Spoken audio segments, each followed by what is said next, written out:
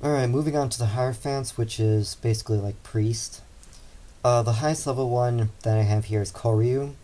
In Chinese myth, he's called Huang Long. Huang means golden, but also means August, as in very powerful, as he is one the central of the guardian beasts. Those orbs that you see in his claws are supposed to represent the four other heavenly beasts. The ones you can see right now is the one for the red phoenix, or Juki, and the black tortoise, which is Zhuanwu. And he is associated with the element earth as representations of the five major elements in feng shui. This was an adaptation for this because Ryu is a Japanese word for dragon.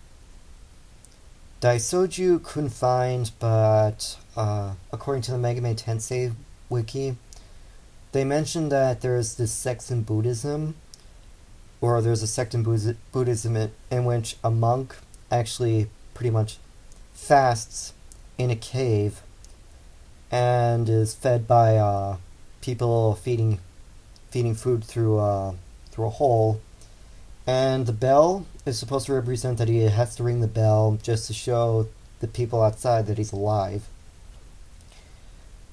When the bell stops ringing, the cave is actually sealed for and reopened 1,000 days, hopefully for the monk to be mummified by then, and thus can be considered a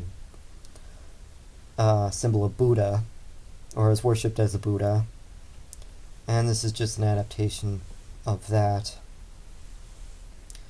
Hokuto Seikun, I only found like a weird trail. I think this Hokuto, I think probably means saint, but I think that's wrong. His name in Nocturne is, or in also in many other Shin Megami Tensei games, is Beijie Wang. I looked that up, and it led me to Chengwu, which is one of the gods of the north. And also he has based on the aspect Huang Ti, or Huan Ti, which is the guardian god of the North Star, which explains the description wise man of the North Star. There really isn't much that they really said about him. It's just a brief mention. So that's pretty much it for this one. Thoth is the Egyptian god of wisdom, but also the god of the moon. He is usually depicted in Egyptian culture as a man with the head of an ibis, but another common example is he's often associated as the baboon, as you see him now. He was the one who was associated with giving power to Osiris to bring him back to life, but also he serves as the pretty much the choreographer in the Hall of Judgment, when he basically lists off all the sins of every deceased person, while Anubis weighs the heart compared with the feather of truth. If the heart is too heavy, then it's fed to Amat, the crocodile monster. Whoops, too far. Flauros is again one of the 72 spirits of Solomon. The description is kind of fits with what I found in my resources, but as for the depiction of it here, there's quite a bit of license used. I think it stems from the fact that when he was used in Nocturne, he's more of a physical-based demon, which explains the cuffs, and also the thing on his head, which is actually the hilt for the sword that he has. He's usually associated with fire, and it's the case for that here, but he isn't really a Nocturne, is more shares the same weakness of every physical-based demon.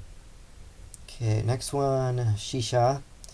I think this is actually, since they say that it's modeled after a lion, it actually kind of looks similar to the Shiji, which is, Shiji is the Japanese or the Chinese word for lion, and it's kind of the name of the statues that are usually seen outside of many Japanese or Chinese buildings. It's often called the dogs of Fo, but in Japanese, the term shishi means lion, and is often associated with these statues. I think Shiisaa is basically another retelling of that.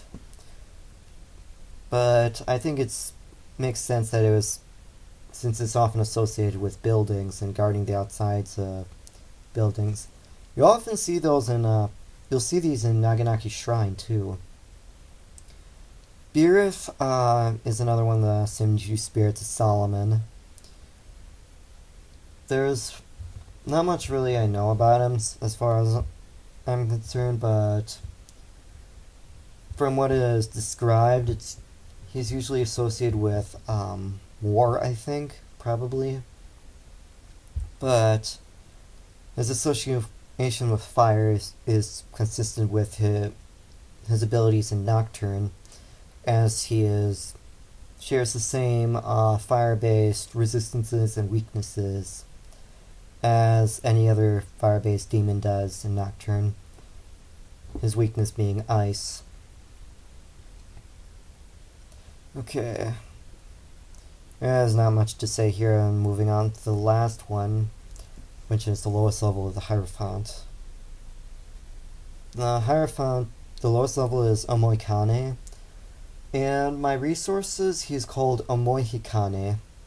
And he is described as one of the deities that was associated with planning out how to lure Amaterasu out of the Iwato cave. Where what happened was after Susanoo basically destroyed Amaterasu's temple, she was basically torn apart emotionally and locked herself in a cave, thus bringing darkness to the world. So to bring back light, the gods had to band together. There's a lot of other deities that are often associated with luring out Amaterasu, including Ameno Uzumi, which is the goddess of dance, which is familiar in the Shin Megami Tensei games. So I'm gonna finish this up here.